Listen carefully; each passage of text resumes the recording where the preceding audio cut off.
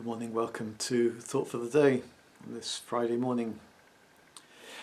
Terry and Derek have both this week talked about some really quite difficult times they've been going through. Terry, I know, has faced an extraordinary sequence of people he knew well dying over the last few months, one after another. He's got his young friend Liam, I think he talked about on Monday, passed away now. Terry has to go off to his funeral. He takes funerals for others. Now he has to go and be at the funeral of someone who was very close to him, someone who meant a lot to him. And he talked very openly about that, and I really appreciate his honesty in engaging with that. And then Derek too on Wednesday touched again on the extraordinary sequence of things that has hit that family over the last year. I've taken 3 funerals for them. But that isn't the half of the things that have impacted their family. And again, I've just really appreciated Derek's openness as he's talked about how he's found a way through that with God's help, how God's reached into that situation. He's been very aware that God has been walking with them through it, even though they really don't understand why or can fully see a way out either. And as I say, it's good that they've been open and honest about that. It helps us, I think, when we face difficult times.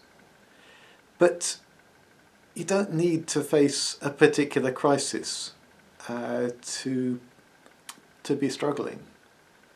I think particularly in this time of lockdown, time of being unable to meet other people, I think a number of people, particularly those of us who maybe been on the edge of depression at different times in our lives, have had to come face to face with some pretty black times without any major crisis, nothing of the scale of what Terry or Derek have been through, and yet the darkness is still just as real.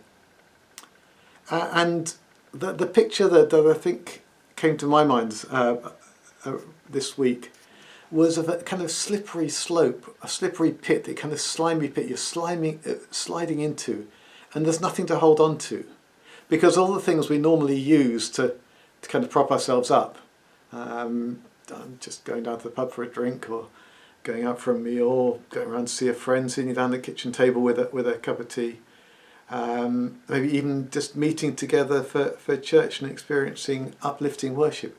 All those things we normally kind of cling on to are not there.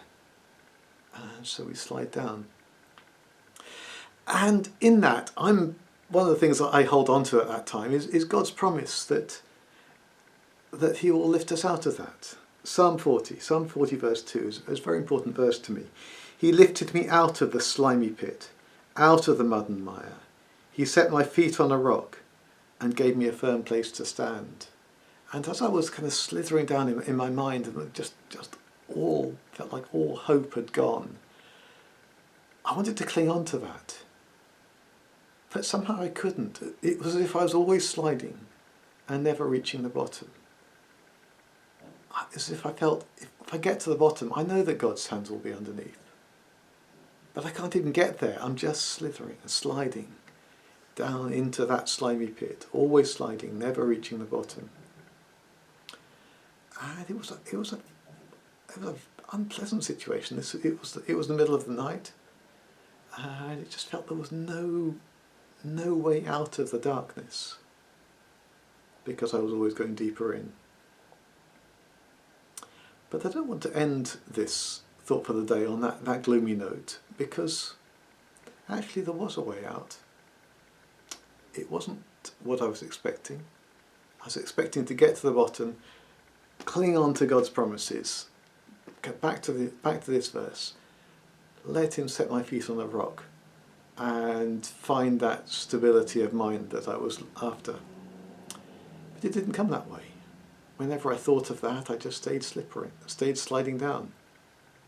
What got me out of it was a bit surprising.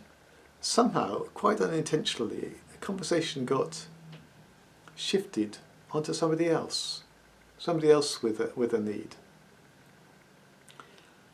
And it was in that changing my concern from myself to someone else that suddenly everything regained focus. God's promises became real again as I stopped looking at myself or the pit I was sliding into.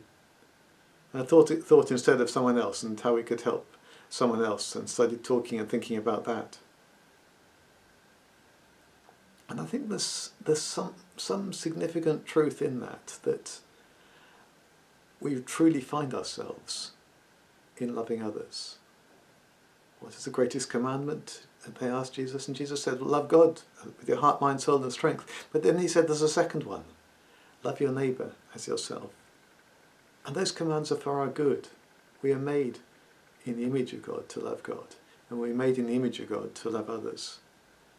And sometimes when we are sliding down into that pit, unable to find bottom, unable to find any reference point, it's in thinking about others, thinking about them rather than ourselves, that we find the true escape. We find and see God again clearly.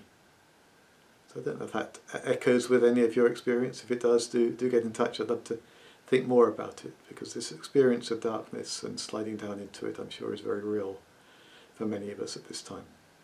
God bless. Talk to you again soon.